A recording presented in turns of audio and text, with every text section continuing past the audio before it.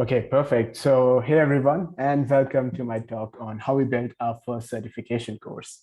So, over the last couple of months, we've been getting a lot of requests from the lovely NA10 community about certification courses. And we thought about it and agreed that courses would be a great way to provide folks in the NA10 ecosystem a coherent storyline and learning path.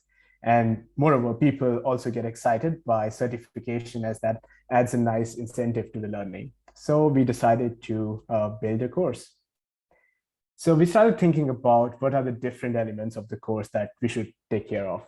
So first of all, we wanted people to sign up so that we could track their progress through the different course milestones.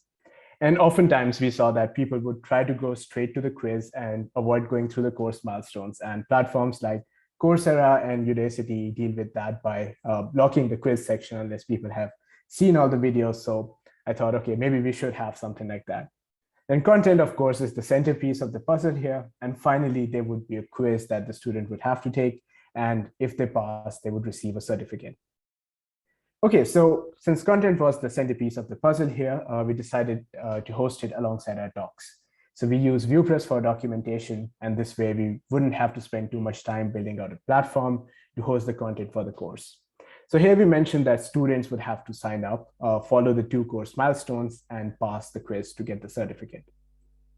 So we use Typeform to power the sign-up form, and we'll ask for details like their full name as it would appear on the certificate and their email as well.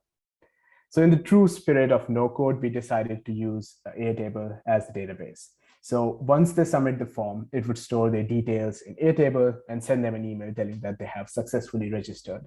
Here we also check if the person have already signed up, in which case we send them the email with the original details rather than re-registering them. In the email that we send, we include a unique ID that the student would have to use during the workflow building exercises so that we know that they have finished the milestones. Now, if you store a record in Airtable, it automatically generates an ID for each record. And we have just used that as the unique ID here. And this is what the Airtable looks like. Every time somebody signs up, finishes a milestone, attempts the quiz, which by the way is also a type form, we note the date and time of when they did it.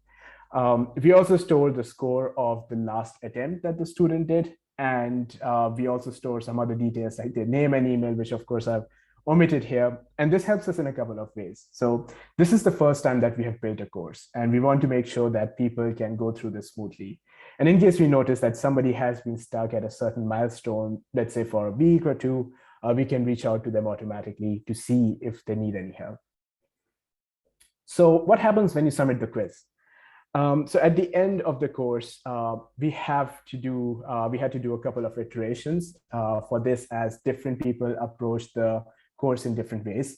And here we are pretty much making sure that we have covered all the edge cases of how a person can finish a course. And once they finish the milestones in the course and pass the quiz with more than 80%, they would get this email. And we generate this LinkedIn certification button, which autofills certificate details after clicking on LinkedIn, as well as provide them with a PDF of the certificate. And we are using a tool called API template to generate the certificate. And that is how we build the course. And at this point, we thought that we were pretty much finished, but we really underestimated the number of students who would try to directly attempt the quiz without finishing the course milestones. And we ended up getting a lot of support questions where people didn't check out the requirements to get a certificate. And Harshil and I would have to look at the Airtable and see like, why is it that they did not get the certificate and reply to them. And then at that point, we thought, why not automate this as well? So we created an endpoint where the student would enter their unique ID. So this is a web page, and it would show their progress to them. We figured that since we have this information, why not make it available to them so that they can just check it themselves. So this is an example scenario that I created. So here the person sees like they haven't finished the course, and the reason they haven't gotten the certificate is in the workflow section of the quiz, they got only 34% as opposed to greater than 80%. So they know they need to retake the quiz. This is another example where the person has finished the quiz, they've passed it, but they miss notifying the team where they have to send a Discord message. So when they come here, they can understand like, okay, this step is missing and this correlates with the name of the chapter in the course. So once they send out the message to Discord, they'll get their certificate ID. And this is what it looks like. And I stole this from Harshal, who successfully took the course.